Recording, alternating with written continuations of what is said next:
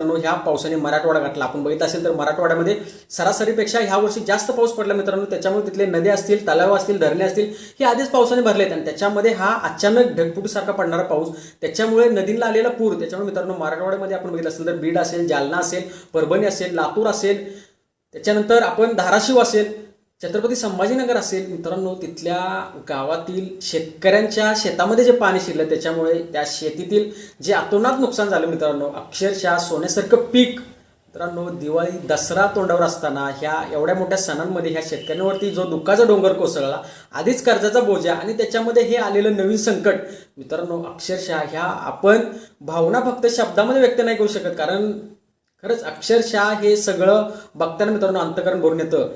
तिथल्या घरात पाणी गेल्यामुळे मित्रांनो जे काही अन्नधान्य होतं त्याची नासाडी झाली मित्रांनो. त्यांची आपण बघितलं असेल तर अक्षरशः मित्रांनो खूप वाईट अशी परिस्थिती त्या मराठवाड्यामध्ये तिथल्या सर्वसामान्य शेतकऱ्यांवरती ओढवली मित्रांनो.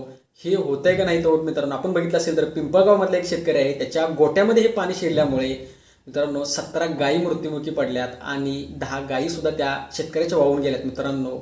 हे सगळं बघताना मित्रांनो अक्षरशः डोळ्यातनं पाणी येते मित्रांनो. हे होतंय का नाही तर मित्रांनो आपण बघितलं असेल तर सीना कोळेगाव धरण भरल्यामुळे या सोलापूरमधील माडा असेल, माहोळ असेल, उत्तर सोलापूर, दक्षिण सोलापूर मधल्या तालुक्यातील जी जवळपासची जी गाव असतील मित्रांनो त्यांच्यावरती जी पूरस्थिती निर्माण झाली मित्रांनो. अख्खी गावच्या गाव मित्रांनो पाण्याने वेढलेत मित्रांनो.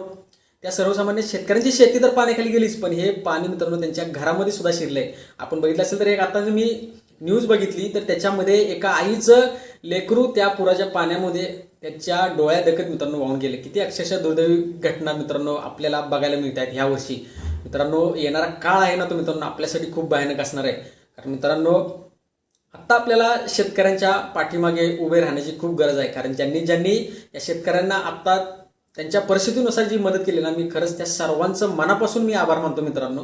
पण मित्रांनो आपण बघितलं असेल तर सोलापूर विजापूर जो हायवे आहे तो आजपर्यंत कधीच बंद नव्हता. तर ह्या इतिहासामध्ये आज पहिल्यांदा असं घडले की तिथे हे अख्खेच्या अख्खे गावं मित्रांनो ह्या पुराच्या पाण्याखाली गेलेत मित्रांनो. अक्षरशः गायी म्हशी असतील, त्याच्यानंतर मित्रांनो सगळे जनावर आणि तिथले सर्वसामान्य शेतकऱ्यांवरती जी परिस्थिती, खरंच मित्रांनो अक्षरशः आता तरी मित्रांनो हे कुठेतरी थांबायला पाहिजे. पण मित्रांनो एवढंच नाही तर हवामान खात्याने अजून सांगितले अजून 4-5 दिवस खूप अतिमुसळधार पाऊस पडणार आहे मित्रांनो. त्याच्यामुळे मित्रांनो येणारा काळ आहे ना मित्रांनो तो आपल्यासाठी खूप भयानक असणार आहे.